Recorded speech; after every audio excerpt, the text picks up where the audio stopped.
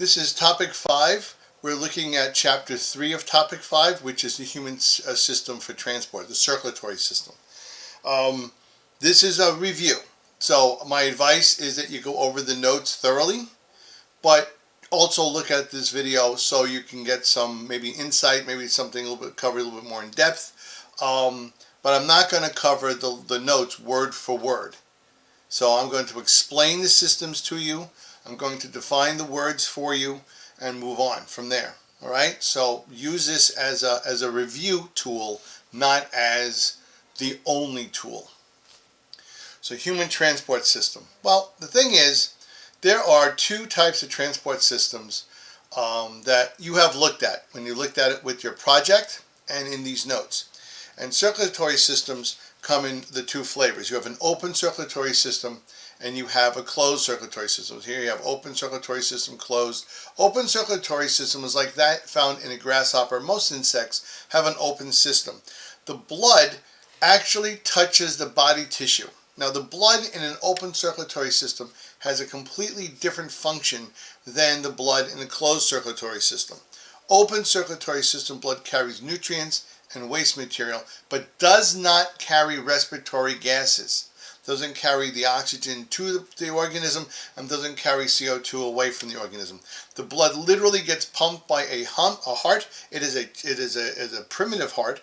It has an aorta. There is a main vessel that will come off the heart region, but it's all open. So when the heart contracts, the blood that's inside literally gets shot out the ends, and they fill up what are called sinuses. These are like little gaps. And it's the sinuses that allow the blood to touch all the body tissue that's inside the organism. And eventually, through the pumping action, the material will slowly work its way back to a portion of the heart where it'll get drawn in, and then it'll be moved through the heart, out the aorta, and sprayed into the sinuses again, and it just moves that way. So it's a different system. The blood literally touches the body tissue. In a closed system, like you see over here in an earthworm, there is a whole series of tube networks that keep the blood material separated from the rest of the body tissue, because the blood material actually is poisonous to the rest of the body tissue.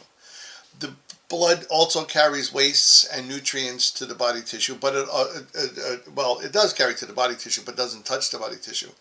But it also carries oxygen and carbon dioxide. Oxygen to the cells and carbon dioxide away from the cells. Everything that occurs between the closed circulatory system and the organism cells is through diffusion and osmosis. Mostly diffusion. If you're not talking about water, it's diffusion. So diffusion is taking place. The carbon dioxide diffuses out of the cell into the blood. The oxygen in the blood will diffuse out of the blood and into the cell. Waste material will diffuse out of the cell and into the blood, and nutrients will diffuse from the inside of the blood out to the body tissue. So it is diffusion that allows the material to pass through and between the blood vessels and get into the cell tissue and get from the cell tissue back into the blood. So the blood of a closed circulatory system organism is self-contained. It is separate from the actual body tissue because it'll kill the body tissue.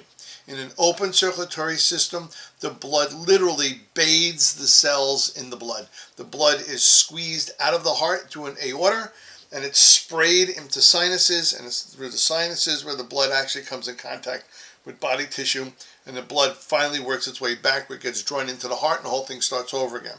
Closed circulatory system, you use a tube network.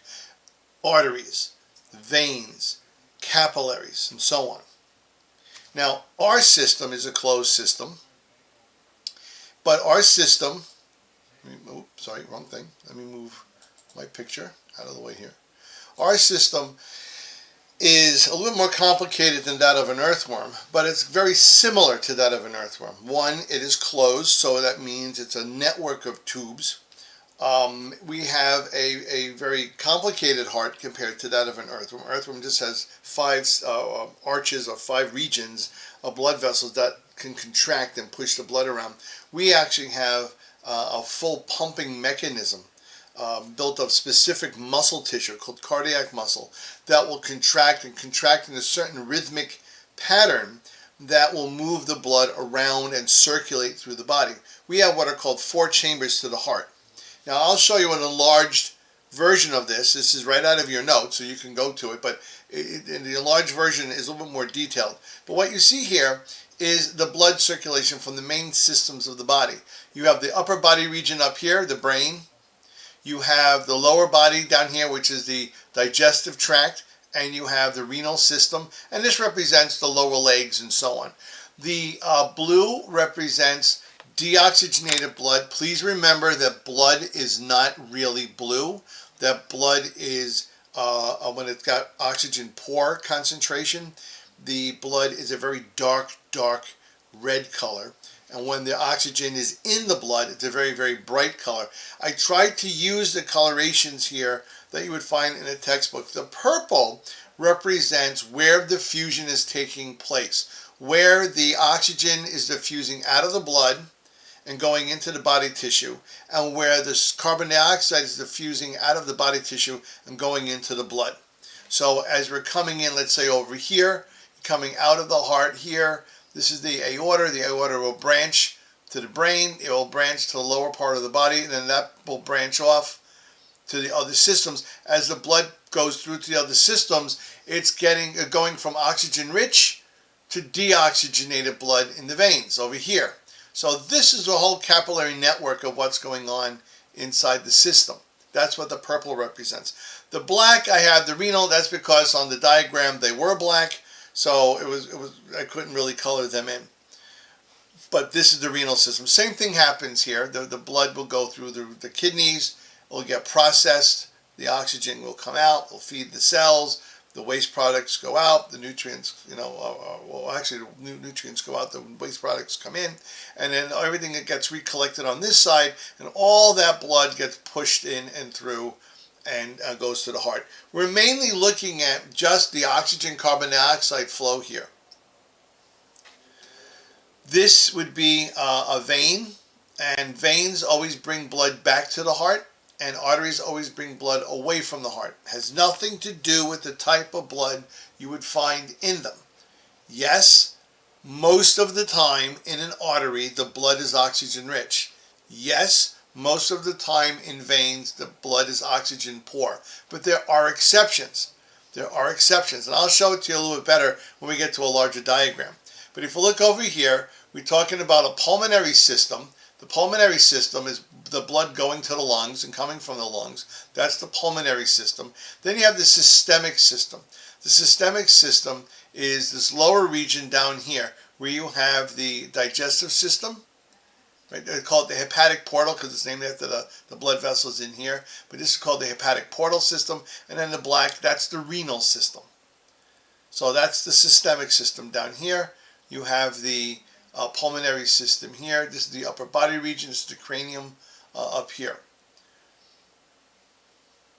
Now here we are with the heart. Now what I'm going to do is I'm going to skip this in a sense because I want to go into the actual semi-animated version of this. But what I want you to remember is that the veins that we're going to start with, forget veins, we're going to start with coming from the body. So we're going from the body to the heart. That means the blood has already been used. The blood has already delivered its oxygen to the body tissue and has picked up the carbon dioxide from the body tissue, and now it's going to get ready to get pushed to the lungs. Why? Because in the lungs is where the gas exchanges switch. The carbon dioxide will then be exchanged into the alveoli, and from the alveoli the oxygen will diffuse into the blood, and then the blood will be oxygen rich, and then that will move down.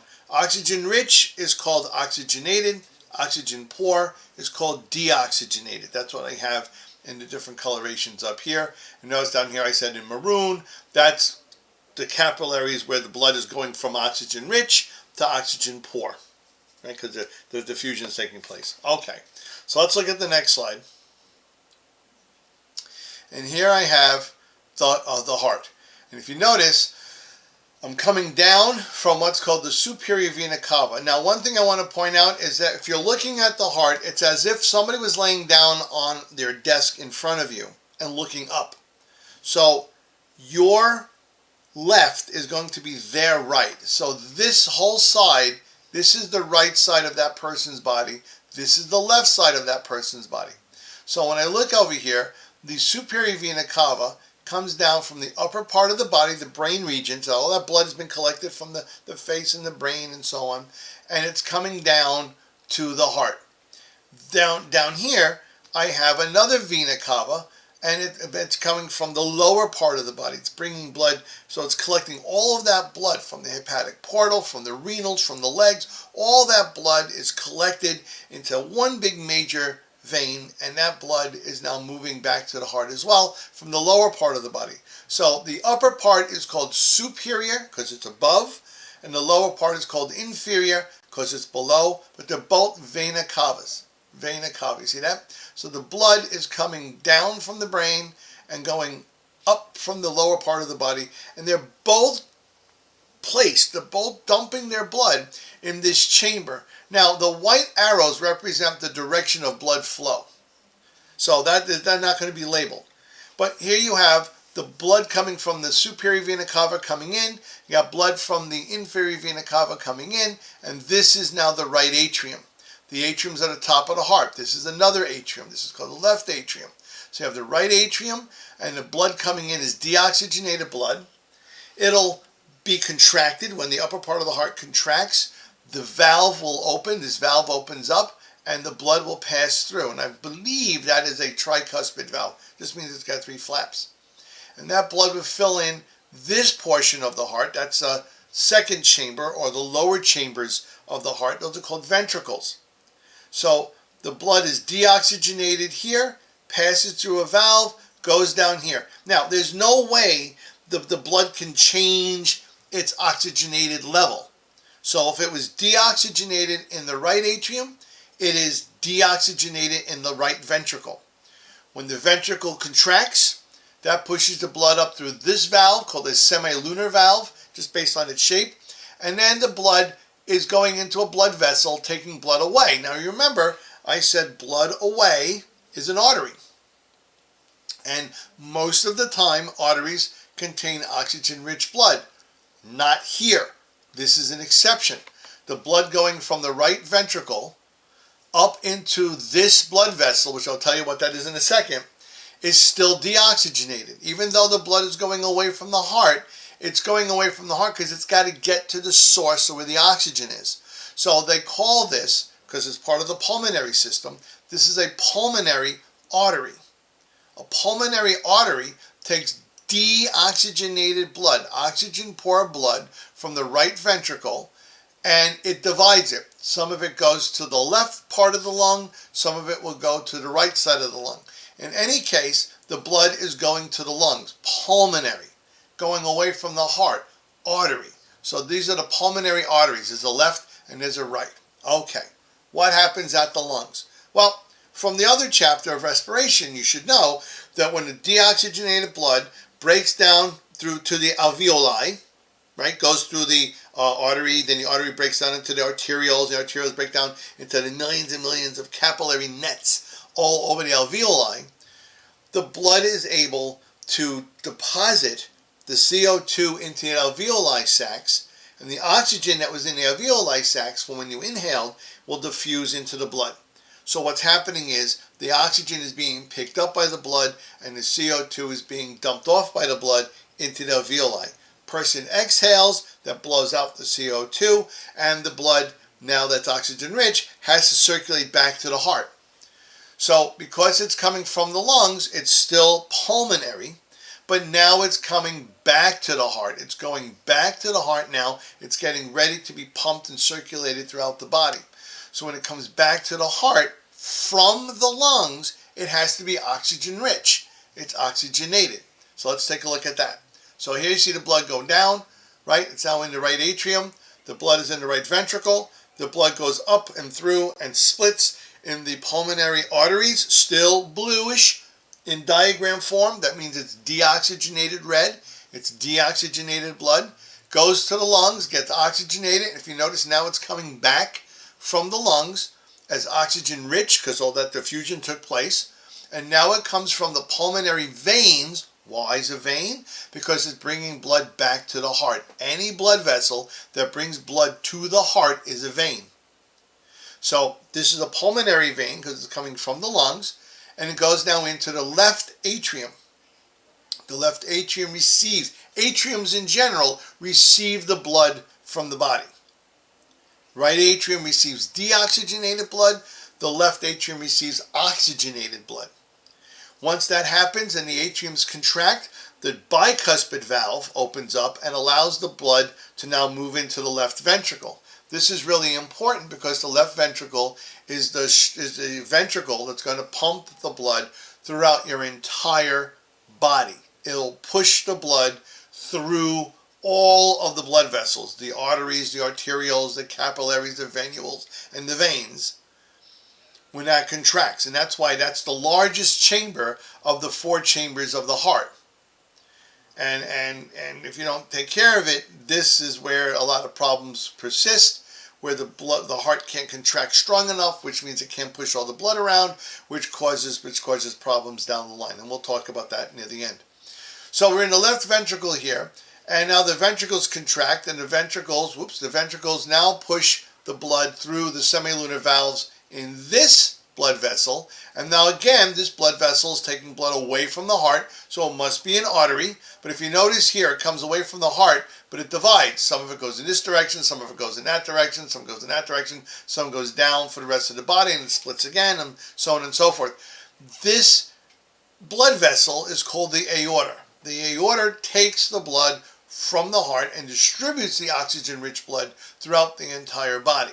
Very, very wide blood vessel, very, very elastic. The arteries are very elastic because they have to handle the pressure of the heart when it contracts, so they kind of give a little. And when people get older, sometimes that elasticity kind of gets lost, so that pressure now becomes against a little resistance, and then pressure builds up, and we say the person experiences high blood pressure.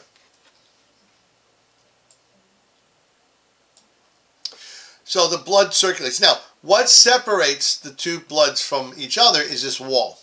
This wall is called the septum. The septum divides the deoxygenated side from the oxygenated side. Sometimes at birth, the wall isn't fully formed. It's usually like a flap. It's like a flap. And then when the person is born, the flap shuts and then it'll heal. Sometimes that doesn't happen. Sometimes it doesn't align right. Sometimes it's blood mixing. They say sometimes the person has a hole in the heart. They have to sometimes go in surgically and fix it. Sometimes, unfortunately, they can't do that. Sometimes a person has what's called a murmur. And a murmur is when the valves close, but they don't close tight enough or they don't close aligned enough where the blood is still able to seep through. So instead of getting this nice boom, boom, boom, boom, boom, boom, beating sound, you get a boom, boom, boom, boom, boom, boom, because you can hear the blood still leaking through the valve when the valves close. That's called a murmur. Some people grow out of that when they're young. Some people do not. So it depends on what the situation actually is. That's the movement of blood based on the heart itself. So again, you have I'm not going to go through well, I guess I can do that. I'll repeat this back. So the blood goes to the body, from the body, upper body, from the lower body, through the vena cavas, the superior from the upper body, the inferior from the lower body, to the right atrium. The right atrium brings the blood down to the right ventricle. The right ventricle pushes the blood through the pulmonary arteries. The pulmonary arteries brings blood to the lungs. That's telling you that the blood must have been deoxygenated because it's going to the lungs to get oxygenated. Once that happens, the blood is returned by the pulmonary veins to the left atrium. The left atrium pushes the blood down to the left ventricle. The left ventricle pushes the blood through to the aorta, and the aorta will distribute the oxygen-rich blood throughout the entire body.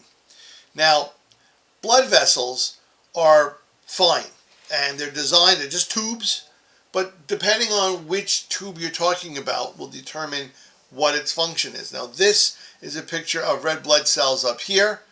They're very cup-like. They're not just round cells, they're round, but they're also cupped, so they're very thin in the middle on both sides and very thick on the edges, and they're specifically designed to carry oxygen and carbon dioxide. This down here is an artery of some type. I don't know if this is the aorta, but this represents the artery, and it's surrounded by a lot of spongy tissue. So when the blood heart contracts, the pressure causes the artery to expand. And then when the heart relaxes, the artery goes back to normal. So you get this kind of bouncing motion. Well, when we take a person's pulse, that's what we're feeling. We're feeling the artery bounce up and down, or get wider and smaller, wider and smaller, wider and smaller. And that helps us determine how healthy the heart actually is. Veins, on the other hand, veins are a little different. They're so far away from the heart that the pressure of the heart, I'm going to have to shrink myself down here a little bit, but the pressure of the heart is very low. So if you're dealing with blood vessels, let's say in your feet, and you're standing, how do you get the blood to circulate back up to the heart? When the heart contracts, there is a pressure, the blood does move, but the blood in the vein area moves a little bit. And if the heart relaxes in between the beats, the blood would fall back down to its starting point. So inside veins, you have valves, one-way valves. And you can see a valve here, here, here, and here. So when the heart contracts, the blood gets pushed up, all the valves get forced open, and the blood moves. But as soon as the heart relaxes, when the heart's in between a beat, the blood would fall backwards. And as the blood falls backwards, that closes the valve. So it moves the blood back to the heart like you're moving through steps. It moves up a little bit, rest. Move up a little bit, rest. Move up a little bit, rest. And eventually, the blood circulates back to the heart. Now, I'm saying it like it's doing one valve at a time. That's not really true. When the heart contracts, the blood would shoot through as many valves as it possibly can, but it might not make it all the way around in one circle, one circulation back to the heart. So it moves through, 5, 10, 15 valves, and then the heart rests, boom, it falls. But instead of having the blood fall all the way back down to the feet, it just falls down maybe to your stomach.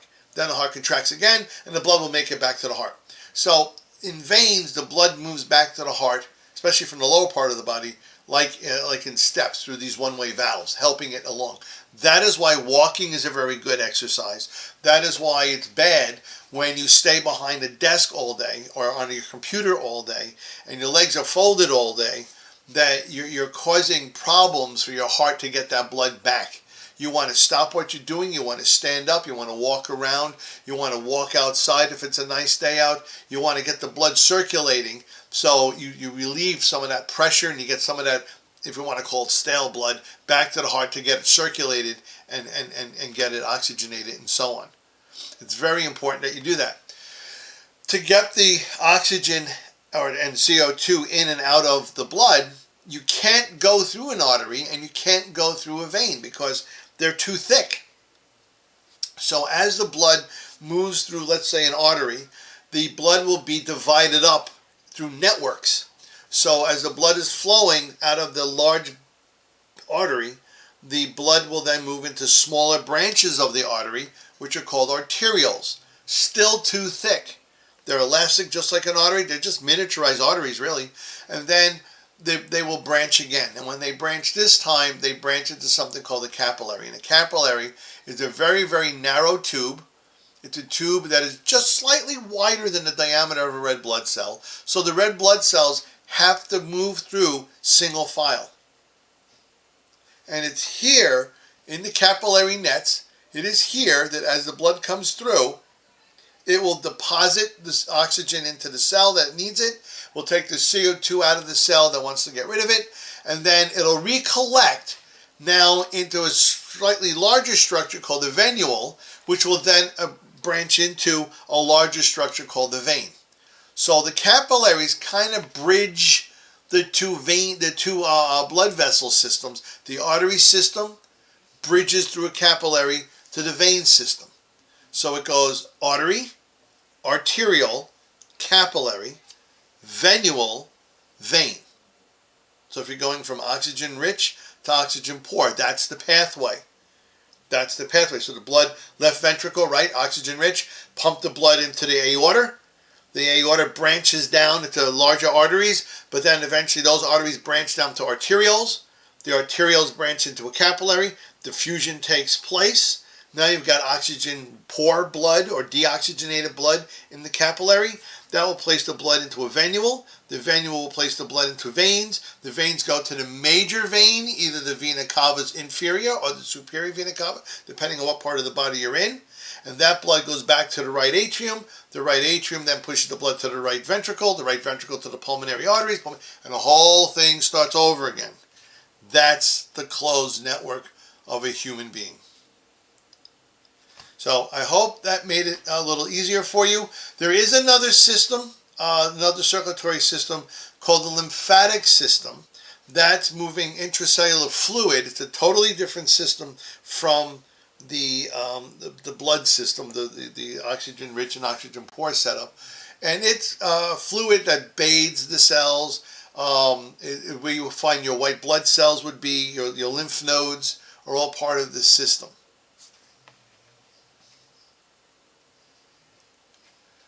Okay, and that's basically stated right over here. So you could definitely take a read on that, on the lymphatic system right here, where like teals are and so on and so forth. Okay? This is an example of an artery that is fairly clean, meaning there's no buildup on the inside. Probably was very healthy, probably very elastic.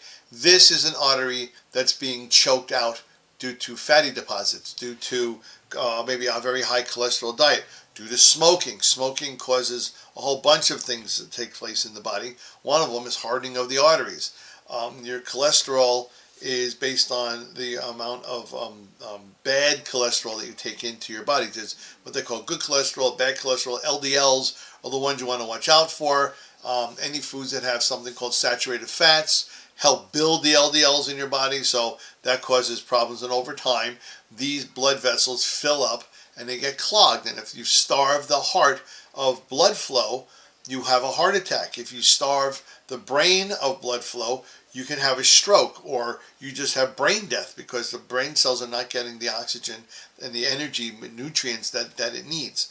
So it's very important that you take care of yourself at a very young age, because you don't want this to happen to you when you get older. Believe it or not, it happens sooner or later. You're going to reach the age, and whammo, in the blink of an eye, there you are. And so, you want to take care of yourself.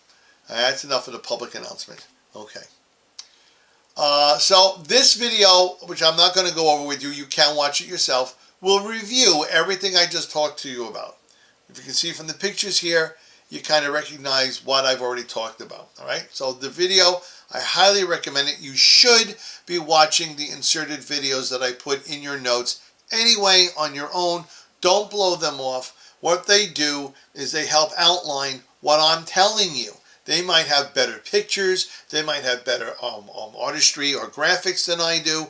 They're going to approach it at a different angle than I do. Maybe you're not catching it from me. You might catch it from them.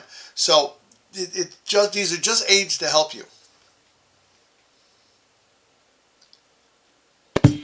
No.